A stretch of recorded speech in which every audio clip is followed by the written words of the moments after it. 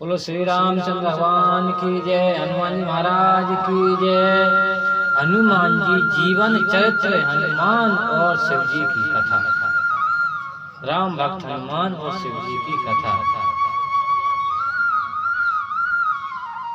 भगवान शंकर भगवती सती के साथ कैलाश के एक उत्तम शिखर पर विराजमान थे। वृक्ष की घनी छाया में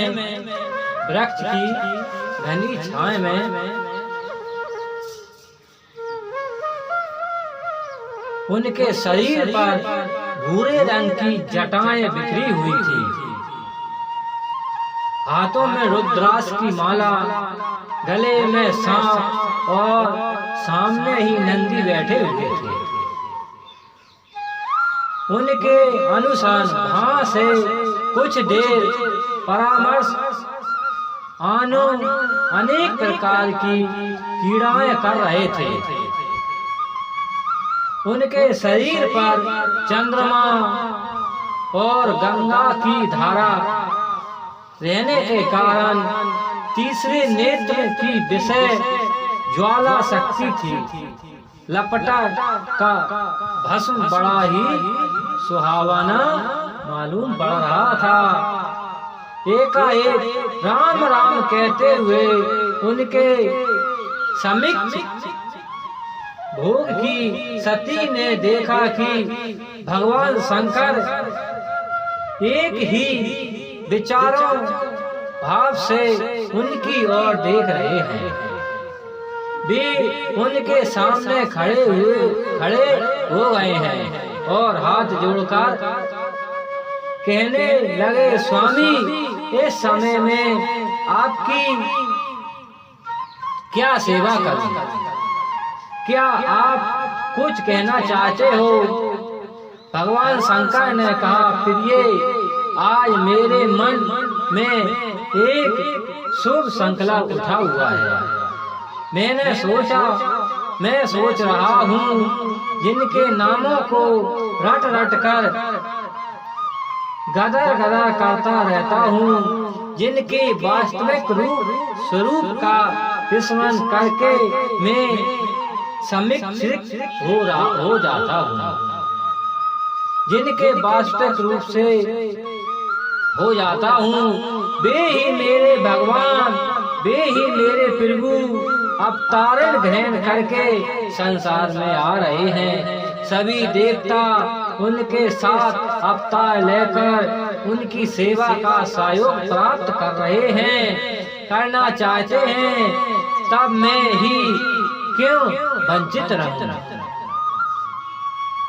मैं भी वहीं चलूं और उनकी सेवा करके अपनी युग की लालसा पूर्ण करूं, अपने जीवन को सफल बनाऊं। भगवान शंकर की यह बात सुनकर सती सास है ना सोच सकी कि इस समय क्या कहना उचित है और क्या अनुचित है। उनके मन में दो तरह के भाव उठ रहे थे।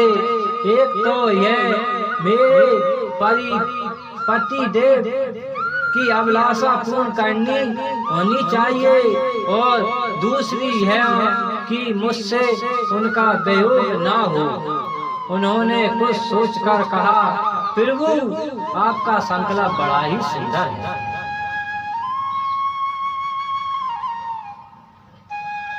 आपका संकल्प बड़ा ही सुंदर है, जिसमें अपने इष्ट देव को आपकी सेवा करना चाहती हूँ, वैसे ही आप भी अनेक इष्ट देवों की सेवा करना है।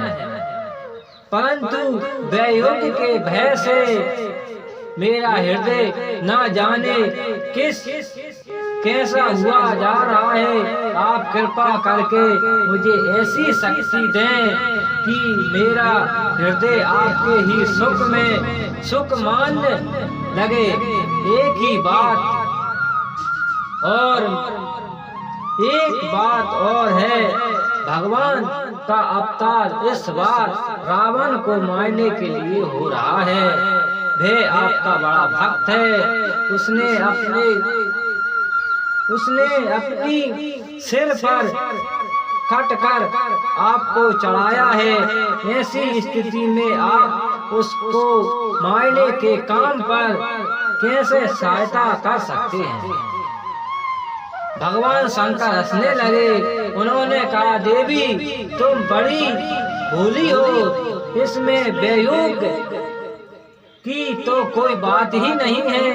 मैं एक रूप से अवतारित होकर उनकी सेवा करूंगा और एक रूप से तुम्हारे साथ रहकर तुम्हें उनकी लीलाएं दिखलाता रहूंगा और समय समय पर उनके पास जाकर उनकी स्तुति प्रार्थना करता रहूंगा। रह गई तुम्हारी दूसरी बात, सो तू रावण ने मेरी भक्ति की है, वैसे ही उनने मेरे अंश की अवहेलना की है। तुम तो जानती हो मैं 11 स्वरूप अंश को अवहेलना की है। तुम तो जानती हो अवहेलना की है। जब उसने अपने 10 सिर चढ़ाकर मेरी पूजा की थी, तब उनने मेरे एक अंश में बिना पूजा किए हुए छोड़ दिया था। अब मैं उसी अंश के रूप में उनके विरुद्ध युद्ध कर सकता हूँ और अपने प्रभु की सेवा भी कर सकता हूँ। मैंने वायु देवता के द्वारा अंजनी के गर्भ से अवतार लेने का निश्चय किया है। अब तो तुम्हारे मन में कोई दुख नहीं है ना? भगवती सती प्रसन्न होकर कहने लगी। बोलो भगवान श्री राम और हनुमान और शंकर भगवान की कथा।